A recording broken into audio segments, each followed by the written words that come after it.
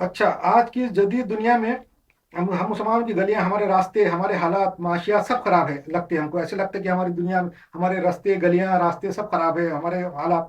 आज की जदीद दुनिया में कुफार मुशरिकीन की गलियां, उनके मोहल्ले, उनकी सड़कें देखो कितनी अच्छी लगती, चकाचौंध मोहल्ले, सड़कें। मगर हमारे जो रास्ते हैं वो जन्नत की तरफ जाने वाले हैं, मस्जिदों की तरफ जाने वाले हैं, और कुफार के जो चमकदार रास्ते हैं वो दोजख की तरफ जाने वाले हैं। ये भी दज्जाली सिस्टम है। जो चीज जन्नत लग रही है वो दोजख है, और जो दोजख लग रही है वो जन्नत है। हमारे रास्ते, हमारी गलियां दोजख लगती है, हमारे हालात दोजख लगते हैं, मगर जन्नत की तरफ जाने वाले हैं, सही रास्ते की तरफ बताने वाले हैं, कुरान और हदीस की तरफ जाने वाले हैं। और कुफार की चकाचौंध वाले महल्ले, चकाचौंध वाले घर, बिल्डिंग, रास्ते और उनकी जिंदगी वो दोजख की तरफ जाने वाली है, शैतान की तरफ जाने वाली है, वो सही रास्ते पे आने वाली नहीं है। अच्छा, ये कुफार मुश्रिकीन की सब तरह की चमक धमक ये सब ऐसे ही है।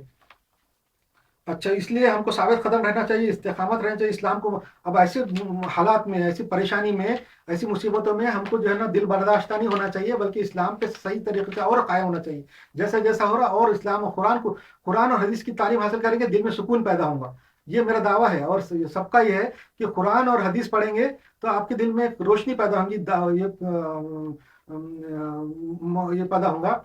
कुरान और हदीस पढ़ेंगे तो इत्मीनान पैदा होगा, दिल में इत्मीनान पैदा होगा, और अल्लाह ताला नूर देगा। अल्लाह ताला जो मोमिन की फरासत के बारे में हदीस है कि मोमिन की फरासत से डरो, क्यों तो मोमिन जो है अल्लाह के नूर से देखता है। और अल्लाह का नूर कब पैदा होता है? जब आप कुरान और हदीस को समझ के पढ़ेंगे, कुरान हदीस की स्पिरिट जान लेंगे, तो अल्लाह ताला आप में अल्लाह का अपना नूर देगा, और आप नूर से देखेंगे। तो हुजूर सल्लल्लाहु अलैहि वसल्लम ने हदीस में कहा है कि मोमिन की फरासत से डरो। मोमिन की फरासत यानी मोमिन के फहम से, यानी मुसलमान के फहम से डरो, क्यों तो मोमिन जो है अल्लाह के नूर से देखता है। तो इस्लाम के जैसे नामुसाइद हालात में, ऐसी परेशानी में भी दिल बर्दाश्त नहीं होना चाहिए, और इस्लाम पे कायम होना चाहिए। कुरान हदीस पे कायम हो जाओ, आपकी सारी परेशानी दूर हो जाएंगी, सारी आपका जो डिप्रेशन खत्म हो जाएगा। दीन इस्लाम पे कायम होने से डिप्रेशन खत्म होता, और कुफ्र से जो है मायूसी पैदा होती, बैकग्राउंड मायूसी पैदा होती, और डिप्रेशन आता। आज देख रहे पूरी दुनिया में गैर मुस्लिम मुल्कों में लोग खुदकशी कर रहे हैं, सुसाइड कर रहे हैं। उसकी वजह क्या है? कुफ्र की वजह से। उनके अंदर बैकग्राउंड जो है ना मायूसी है, जिसको डिप्रेशन बोलते हैं।